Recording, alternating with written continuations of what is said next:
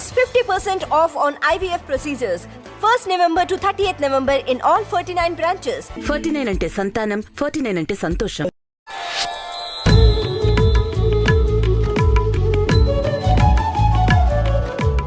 అవును గురుగారు. అలానే ఇప్పుడు మన నారదుడు ఉన్నారు.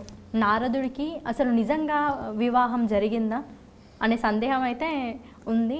అది వివాహం అయ్యిందా జరగలేదా ఒకసారి మాకు చెప్పండి గురుగారు. మామూలుగా నారదుడిని బ్రహ్మచారిగా మనం లోకంలో అనుకుంటూ ఉంటాం. ఒక ఆయన ఈ మధ్య ఎప్పుడు ధర్మసందేహాలు అడిగాడు, బ్రహ్మచారి నారదుడికి పెళ్ళయిందని. నీ ప్రశ్నలోనే బ్రహ్మచారి అని ఉన్నది కదయ్యా, మరి పెళ్ళి ఎట్లా అవుతుందని చెప్పి అనుకుంటూ మనకు కొన్ని కథల్లో ఈ నారదుడికి కూడా వివాహం అయినట్టుగా పురాణాల్లో ఉంది. ఒక్కొక్క పురాణంలో ఒక్కొక్క రకంగా ఉంటూ ఉంటుంది. ఈయన సాక్షాత్తు నారదుడు, అతని మేనల్లుడైనటువంటి పర్వతుడు, వీళ్ళిద్దరూ కూడా కలిసి త్రిలోక సంచారం చేస్తూ ఉన్నారు. నారదుడు త్రిలోక సంచారి అనే పేరు. ఆయన వెళ్ళినప్పుడల్లా నారాయణ నారాయణ నారాయణ అనుకుంటూ విష్ణులోకంలోకి పోతాడు. ఆయనకి ఎక్కడ ఎవరు కూడా అడ్డంకు చెప్పేటువంటిది ఇది లేదు. అంటే ఏ విధమైన అడ్డంకులు లేకుండా అన్ని లోకాల్లో అందరు భగవంతుడి దగ్గరికి వెళ్ళగలిగినటువంటి వాడు. ఎక్కడ ఏదైనా ఇబ్బందులు కలిగినా, ఎక్కడ లోకంలో ఒక ఉత్పాతం జరగబోతున్నదన్నా దాన్ని తెలియజేయాల్సినటువంటి బాధ్యత తన మీద పెట్టుకొని అన్ని లోకాల్లో సంచరిస్తూ ఉంటాడు ఈ నారదుడు. ఈయన వీళ్ళిద్దరు కూడా అంటే ఒకరి మనసులో ఉండే మాట ఇంకొకరు చెప్పకుండా తిరుగుతూ ఉన్నారు. ఒకవేళ కానీ నీ మనసులో మాట ఎవరికైనా చెబితే నీకు శాపం వస్తుందని చెప్పి ఈ మేనలుడైనటువంటి పర్వతుడు నారదుడు వీళ్ళిద్దరూ తిరుగుతూ ఉన్నారు. తిరుగుతూ ఉంటే సృంజయుడు అనే ఒక రాజు తన రాజ్యానికి వచ్చారు. ఆ రాజు ఏం చేశాడంటే తన కుమార్తె అయినటువంటి సుకుమారిని వాళ్ళిద్దరి పరిచర్యలు చేయించేదానికి పెట్టాడు. ఆమె పరిచర్యలు చేస్తూ ఉన్నది, చాలా భక్తి శ్రద్ధలతో చేస్తూ ఉన్నది. నారదుడు ఆమెను ప్రేమించాడు, కానీ సిగ్గుపడి పర్వతుడికి చెప్పలేదు. ఇట్లా ప్రేమిస్తున్నాను అని చెప్పి తన మేనల్లుడికి. నువ్వు ఈమె వెళ్ళాడితే వానర ముఖం ఏర్పడుతుంది అని చెప్పి పర్వతుడు నారదుడిని శపించాడు. నీకు నాగలోక సంచారం ఉంటుంది అని చెప్పి మళ్ళీ నారదుడు అతన్ని శపించాడు. అయితే ఈ సృంజయుడిని అడిగి నారదుడు అమ్మాయిని పెళ్లి చేసుకున్నాడు అని మనకు కథ చెబుతూ ఉన్నది. ఈ నారద పర్వతులు పరస్పరం కూడా కొద్ది కాలం తర్వాత ఇద్దరికి శాప విమోచనం అయిపోయింది. భాగవతంలోనూ, దేవి భాగవతంలోనూ, లింగ పురాణంలోనూ, శివపురాణంలోనూ నారదుడికి సంబంధించినటువంటి అనేక రకాలైనటువంటి కథలు ఉన్నాయి. అందులో ఒకచోట ఈ నారదుడు యొక్క వివాహం ప్రస్తావన మనకు కనిపిస్తుంది. నమస్కారం. చంద్రుడు ఎలా పుట్టాడు? చంద్రుడికి సంబంధించినటువంటి కథలు మనకు రెండు రకాలుగా ఉన్నాయి.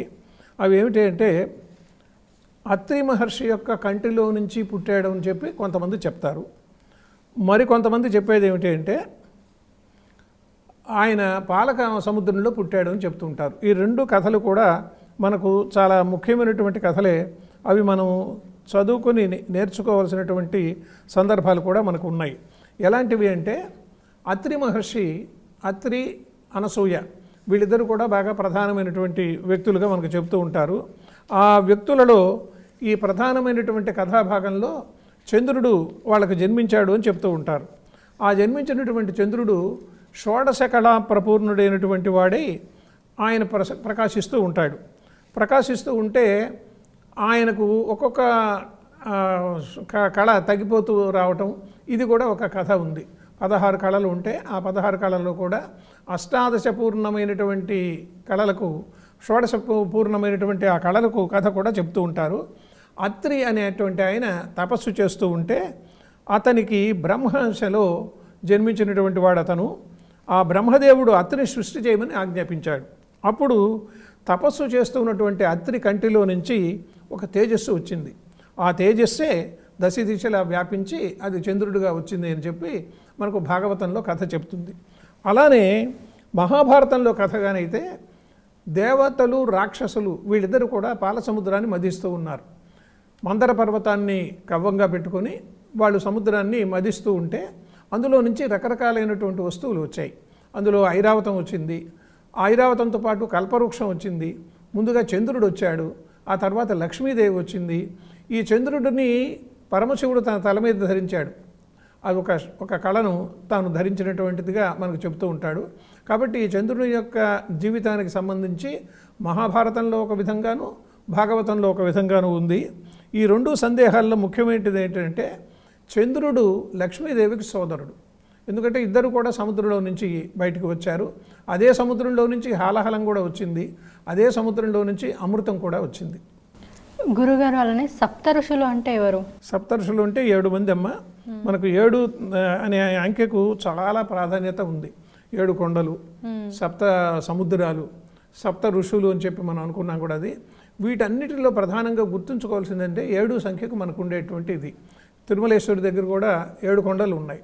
ఆ 7 కొండలకు ఒక్కొక్క కొండకు ఒక్కొక్క ఒక ప్రాధాన్యత ఉంది అని చెప్పి మనం చెప్పుకుంటాం. వృషభాద్రి, అంజనాద్రి, ఇలా గరుడాద్రి, ఇలా ఒక్కొక్క పర్వతానికి ఒక్కొక్క పేరు ఉంది. ఈ సప్తర్షుల్లో ప్రధానంగా చెప్పుకోదగినటువంటి వాళ్ళు వశిష్ఠుడు, కశ్యపుడు, అత్రి, విశ్వామిత్రుడు, గౌతముడు, జమదగ్ని, భరద్వాజుడు. వీళ్ళకి ఒక్కొక్కళ్ళకి ఒక్కొక్క కథ ఉంది. ఈ 7 మంది కూడా పవిత్రమైనటువంటి భావాలతో ఋషులలో అగ్రగణ్యులుగా చెప్పుకోదగినటువంటి వాళ్ళు వీళ్ళు 7 కూడా మనకు నక్షత్ర మండలంలో ఉత్తర దిశలో కనిపిస్తూ ఉంటారు. ఈ సప్తర్షులు మనకు రామాయణంలో కనిపిస్తారు చాలామంది. ఏమిటంటే మొట్టమొదటి వాడు వశిష్ఠుడు. వశిష్ఠుడు దశరథునికి గురువు, కులగురువు. విశ్వామిత్రుడు వచ్చినప్పుడు ఈ రావణుడిని పంపించమని చెప్పి అడిగితే దశరథ మహారాజు, అయ్యా నేను పంపించలేను, ఊనషోడశ వర్షో మే రామో రాజీవలోచన అంటాడు ఆయన.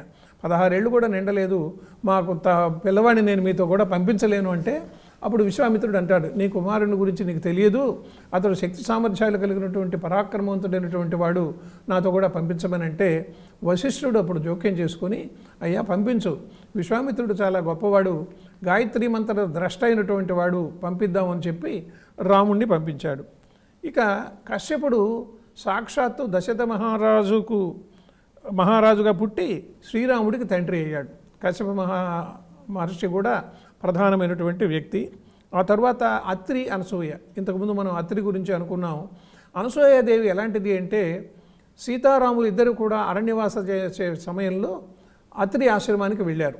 అనసూయ ఆ సీతను దగ్గరగా తీసుకొని, అమ్మా నువ్వు చాలా పవిత్రమైనటువంటి కన్యా కార్యక్రమంలో వివాహం చేసుకున్నటువంటి రాముడి దగ్గర నువ్వు ఉంటూ ఉన్నావు, మీ దాంపత్యం చిరకాలం ఉండాలని చెప్పి నేను కోరుకుంటున్నాను, అసలు మీ పెళ్ళి ఎలా జరిగిందమ్మా అని అడుగుతారు. అంటే మామూలుగా మనం ఎవరైనా కొత్తగా మన స్నేహితులు ఎవరైనా వస్తే ఏమైనా నీ పెళ్ళి ఎట్ట జరిగింది అని మనం అడుగుతుంటాం కదా, అట్లానే ఈమె కూడా ఎంతో సంతోషంగా, సీత నీ పెళ్ళి ఎలా జరిగిందో ఒకసారి చెప్పమంటే సీతామ్మ తల్లి ఆమెకు సంపూర్ణంగా తన వివాహ వృత్తాంతాన్ని అంతటినీ చెప్తుంది. శివధనుర్భంగం చేయటం, అందరూ రాజుల సమక్షంలో వరమాలను ఆ రాముడి మెడలు ఆమె వేయటం, దశరథ మహారాజు వచ్చి ఆ కార్యక్రమాన్ని అంతటిని కూడా వివాహ కార్యక్రమాన్ని చేయటం. ఇక్కడ విశేషం ఏమిటి అంటే విశ్వామిత్రుడు వివాహం అయిపోయిన వెంటనే రాముడిది వెంటనే తన పని తను అయిపోయింది అన్నట్టుగా వెళ్ళిపోతాడు. అంటే తను దేనికి వెళ్ళాడు అయోధ్య నగరానికి, రాముడిని తీసుకురావడానికి యాగ సంరక్షణ కోసంగా వెళ్ళాడు. ఆ యాగ సంరక్షణ అయిపోయింది కదా, మళ్ళీ తిరిగి ఆ పిల్లల్ని అయోధ్యకి పంపించే ఉండొచ్చు.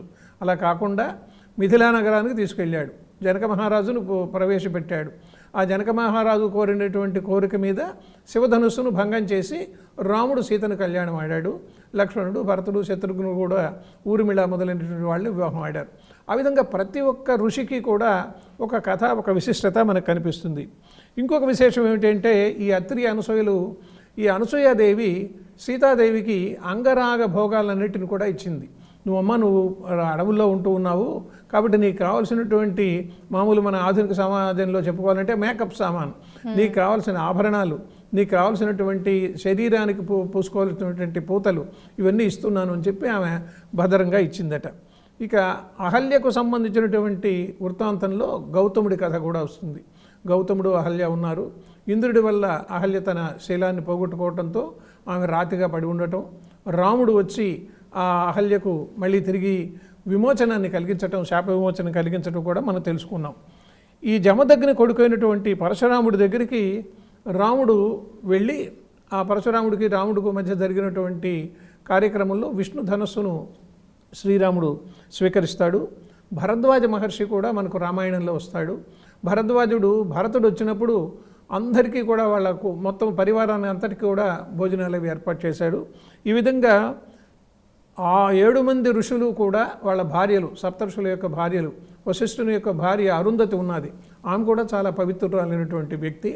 ఈ 7 మంది కూడా మనకు రామాయణము, భారతము మొదలైనటువంటి కథాభాగాలలో విశేషంగా కనిపిస్తూ ఉంటారు.